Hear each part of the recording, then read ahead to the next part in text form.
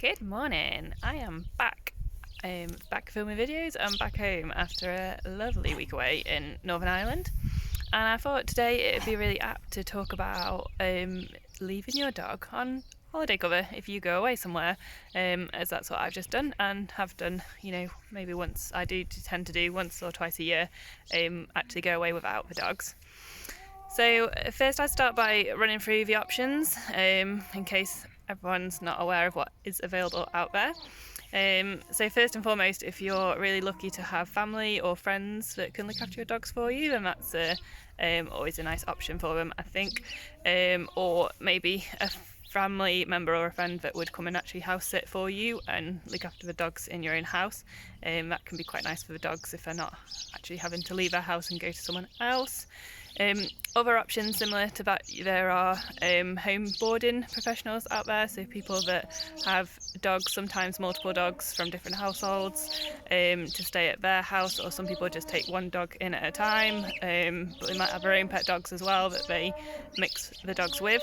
So that's different options for home boarding. The dogs tend to stay in the person's house, and they'll take the dogs for walks and kind of just have the dog as a pet, like their own pet for that time.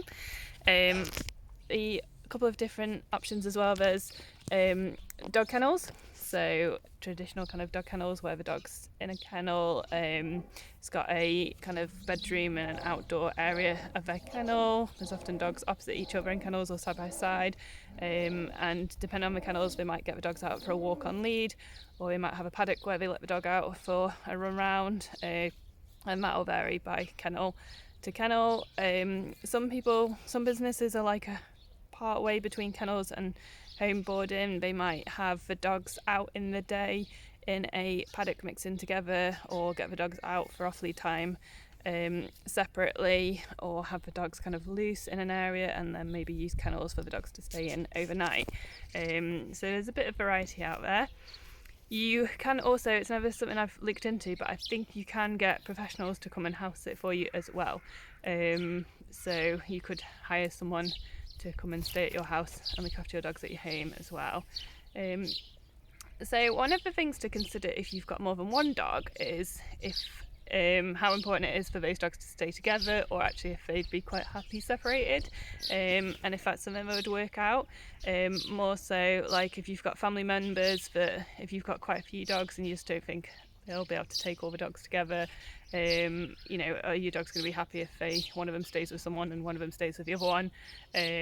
Or you could have one dog stay with a family member and one dog go elsewhere, depending really on what's going to suit your dogs. Think about how attached your dogs are with each other. Do they spend all their time literally glued together? Do they sleep in the same bed together? Do they, curl up and always like rest next to each other? Or are they quite independent of each other and they're not really that bothered? They obviously enjoy each other's company, but they're not actually that reliant on each other. So that's something to consider if you've got more than one dog, what to do with multiple dogs. Or that could be when it's easier for someone to come around and stay, rather than lots of dogs going off and staying as someone, putting that on someone else's house. Also, when you're choosing where a dog is going to go, the most important thing for me is to think about, firstly, make sure people have got the right insurance and the right licenses, because there is lots of regulations on professional dog boarders and kennels. And the next, as equally as important thing as licenses, I think, is how knowledgeable are these people that are looking after your dog? What qualifications have they got? What training have they got? What experience have they got?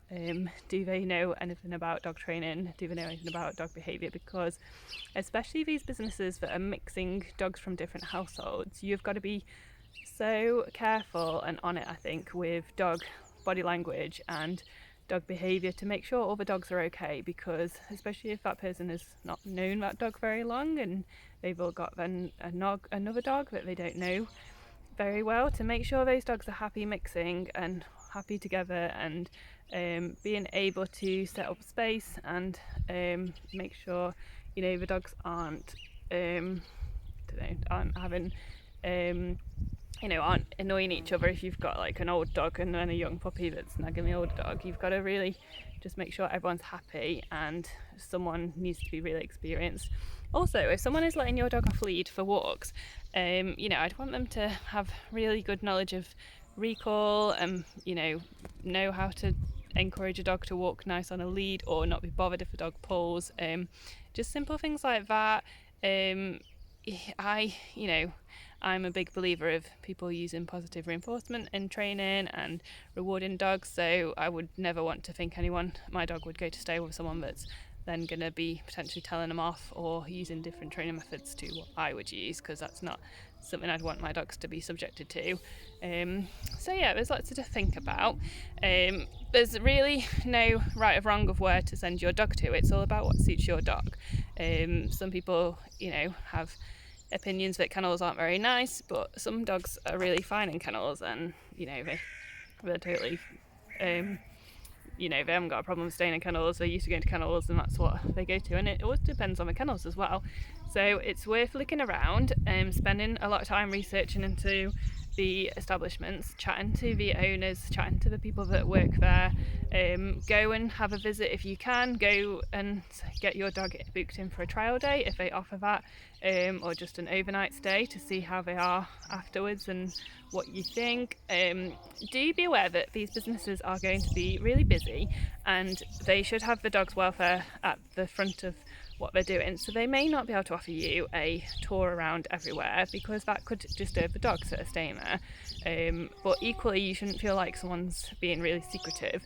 So while you may not be able to go and look around the whole establishment, you shouldn't feel like anything's being hidden from you as well. So use your common sense, go with your gut feeling, and if you don't like somewhere, don't leave your dog there, because you're only going to worry and not feel comfortable with it. And so it's important that you are happy with the people and the establishment that your dog is staying in, first and foremost. And if that is a home boarder that doesn't have any dogs of their own and they just look after your dogs while your dogs are there, then that sounds lovely. Or if that's a kennels that you're really happy with, and you feel like your dogs are going to be fine with, then that's equally fine for you.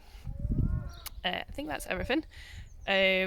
I'm trying to think of what I was saying earlier about this. When I started chatting about this earlier, and then I was getting covered in ants and things were happening around me, so I just stopped and refilmed this, but I think I've covered everything. So yeah, if you want personal recommendations depending on where you live, I might be able to offer some suggestions, but I think you need to just go out there and have a look for yourself. There really isn't, like I said, there's no wrong or right. It's up to you and your dogs. And the most important thing I'd say is put your dog in for a trial day if you can, and just consider what your dog is used to in your day-to-day life, in your home environment. And if they're a young dog, then go and get them used to staying at these places while they're quite young, so they're likely to have a good experience of them, and also those people will then get to know your dog. And if it's somewhere that your dog's going to be going every 6 months or once a year or even more often, then it's great to build up a relationship with those people, because the more they know your dog, the better they'll the more relaxed your dog should feel staying with them, really. So yeah, okay, have a lovely week, and fingers crossed I'll be back next week with another video now.